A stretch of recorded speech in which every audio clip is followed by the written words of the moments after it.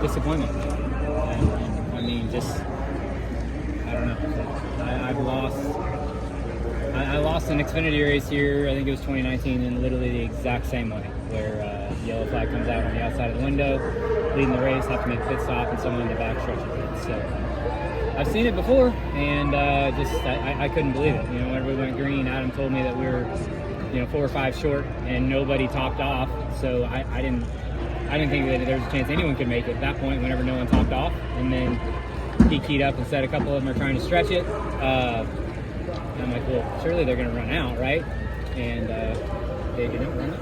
Christopher, you made up like over a second on the last couple of laps there. Did you just run out of time, or was there enough speed left in your car to get there if you had a lap or two more? Oh, I mean, yeah. No, I think everyone here can answer that. But regardless of how much time he had, the 12 car was with Joey, trying to play defense for him. So it was going to take the right move to get by him. But we had, what was it, 30, almost 40 lap newer tires than him, and clearly a lot more pace than what he had at that time. So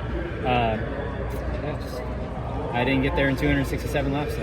Is it okay that the 12 is playing a little defense? I mean, is that like what teammates do? Yeah, I mean, I think it's fair game, and props to him. I think the 22 winning was probably bad for the 12 because they're racing for each other, or racing each other for points to get in. So Penske, they won the race and they got one car in, so they did it right.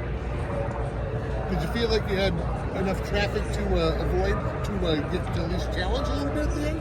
Yeah, it was. I mean, they got on me when probably 15 laps to go and said that we can't afford to have any loss of time, and I didn't really feel like I gave up any chunks of time. I felt like all the lap traffic was pretty respectful, and I was able to get through there pretty good.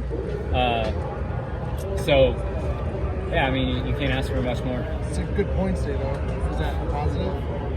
Yeah, it's a positive, but nothing's guaranteed in the sport. And, we watched Justin Allgaier have, a 40-something point lead going into Bristol and lose the regular season championship. So, nothing is guaranteed except a win. A win is guaranteed. And we had a win right at our fingertips. So at least from your perspective, though, like there's nothing looking back over that run where you're going to beat yourself up over. It's just the strategy didn't work out. I mean, it sucks, but you're not looking at yourself like, man, if I had done this. Yeah, no, I definitely feel like I executed my race. I feel like our team executed our race, and it just wasn't meant to be today. So, that's a dagger. That's more of a dagger than last year. I know it's a hard one to take, so how do you live past and get back on track for Homestead Motorsport? I'll be fine come Tuesday morning.